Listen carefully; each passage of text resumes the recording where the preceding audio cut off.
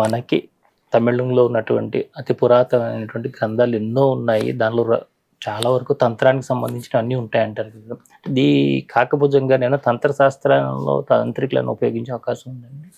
అది మనవారు ఇప్పుడు కామాఖ్య టెంపుల్ని కూడా తంత్ర విద్యల కింద మార్చేశారు.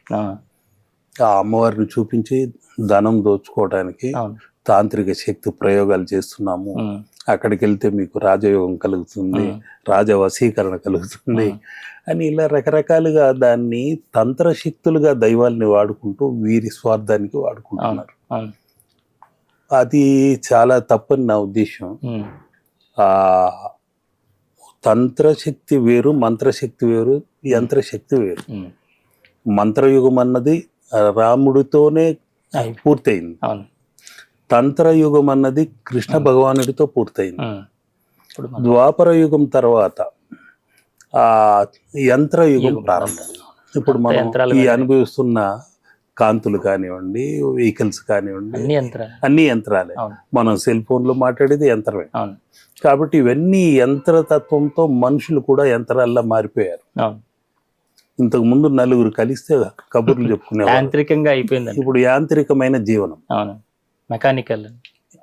నలుగురు ఒకరు గదిలో కూర్చుంటే ఎవరికి వారే యమునా తీరే, వారి వారి ఫోన్లలో వాళ్ళు లీనం అయిపోయి ఏదో ఫేస్బుక్లోనో వాట్సాప్లోనో ఇన్స్టాగ్రామ్లను చూసుకుంటూ గడిపేస్తున్నారు. కానీ ఎలా ఉన్నావు, మీ ఇంట్లో క్షేమ సమాచారాలు ఏంటి అని కనుక్కునే రోజులు పోయినాయి. అవును గురుగారు, మాట్లాడినా వాళ్ళ పలకరించినా కానీ వీడి పని ఏం లేదా అని అనుకుంటున్నారు.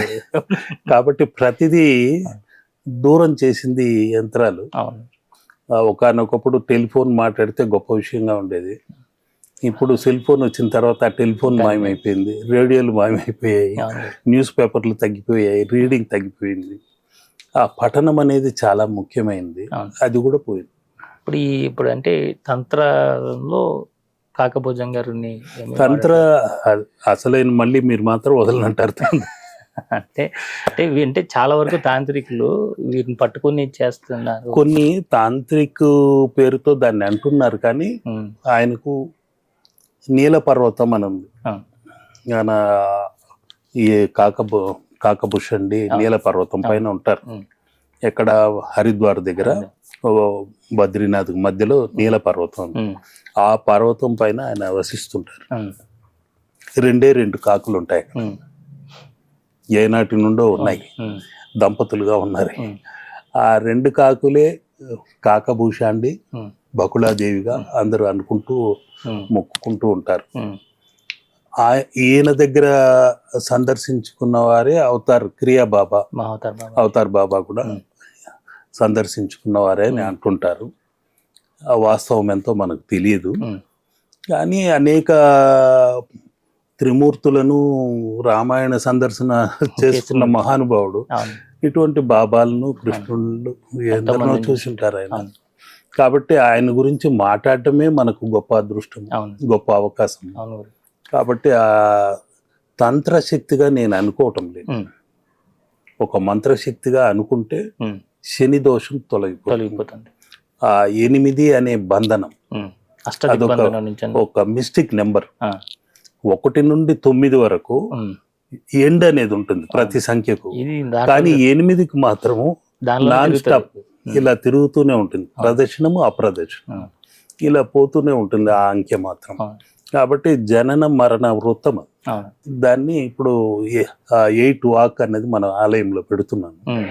ఆ 8 ఆకృతిలో తిరుగుతూ ఈయన్ని ప్రదర్శనం చేయాలి. ఆ విధంగా మన ఆలయంలో ఒకసారి కుబేర ప్రతిష్ఠ చేశారు. వాళ్ళు యక్షులకు సంబంధించిన వాళ్ళు.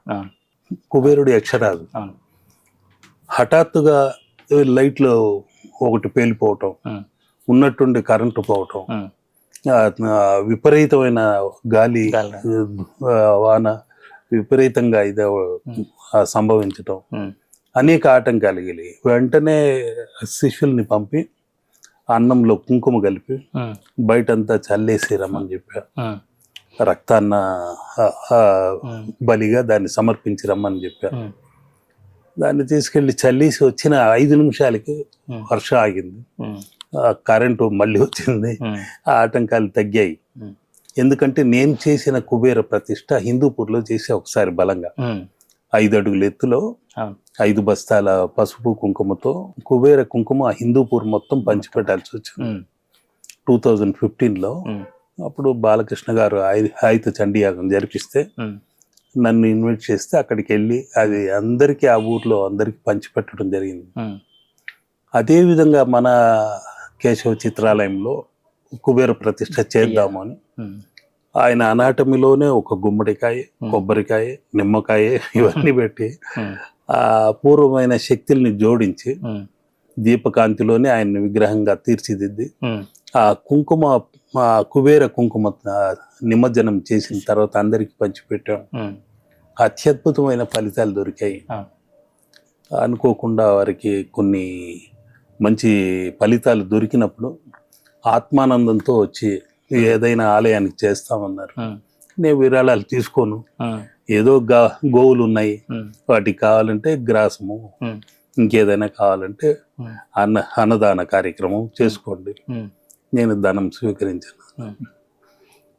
కాబట్టి ఇటువంటివి కొన్ని కార్యక్రమాలు చేసుకుంటూ వస్తున్నాను.